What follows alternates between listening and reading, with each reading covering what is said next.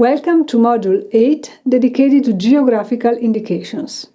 My name is Luisa Menapace, and I am a professor for governance in international agribusiness at the Technical University of Munich. This module is divided into two lessons.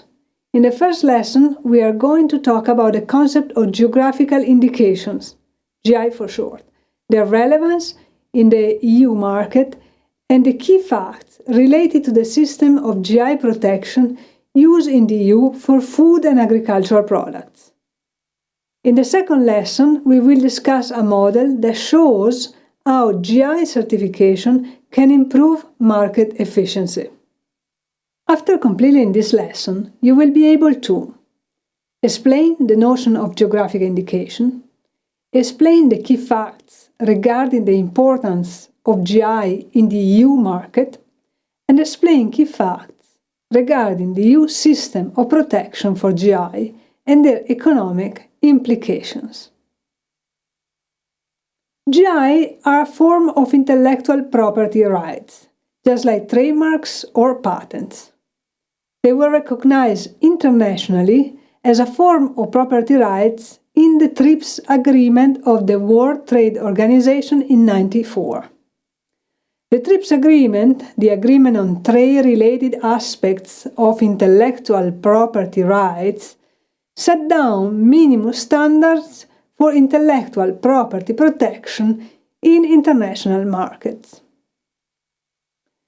This is the definition of GI provided by the TRIPS agreement.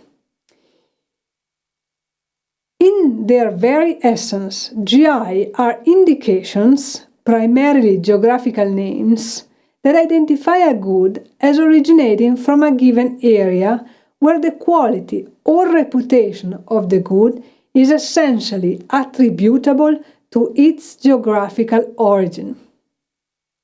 A key feature of GI is therefore the link between the geographical origin and the quality of a good. A standard example of the quality geography link is the link between the feature of the soil and the quality of a wine. Known GIs are Champagne, the sparkling wine from the Champagne region of France, and Prosciutto di Parma, or Parma ham, the dry cured ham from the Italian region of Parma. While formalized only in 1994 at the WTO level, the concept of GIs is much older. In France, for example, appellation of origin, an equivalent concept to GIs, were in use already during Napoleon's time. At the EU level, there exists a body of regulation, listed on the slide, that protects GI names from misuse and imitation.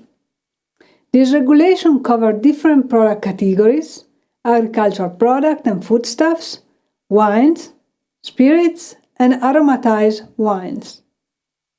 In spite of the existence of different regulations, the system used for the protection of GIs in the EU is quite similar across products.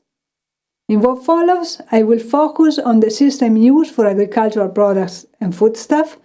This system was introduced in 1992 and successively updated, most recently with Regulation 1151 in 2012.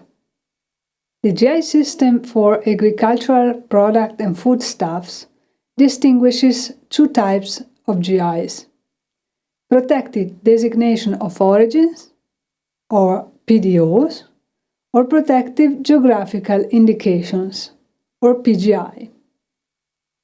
On the left of the screen, you see the EU PDO and PGI seals. The seals must accompany the GI name on all GI certified products. These seals are meant for consumers to be able to distinguish GI products from generic products and are an indication of the good quality of the product.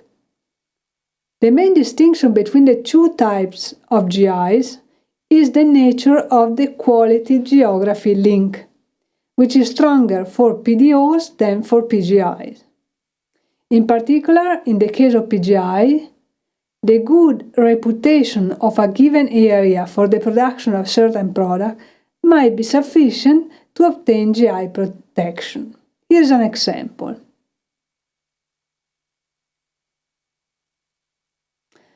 So an example of a PGI is Nürnberger Lebkuchen. These are Christmas treats similar to gingerbread from the city of Nürnberg, Germany. Lebkuchen are made with honey, nuts, and many spices such as anise, coriander, cloves, ginger, cardamom, and allspice. The spices are key ingredients for Lebkuchen, but clearly are not typical products from Germany. What is critical for Nürnberger Lebkuchen to qualify as a PGI is the long tradition of the production of Lebkuchen in the area of Nürnberg, a tradition that has resulted in a refining of the product to a very high quality.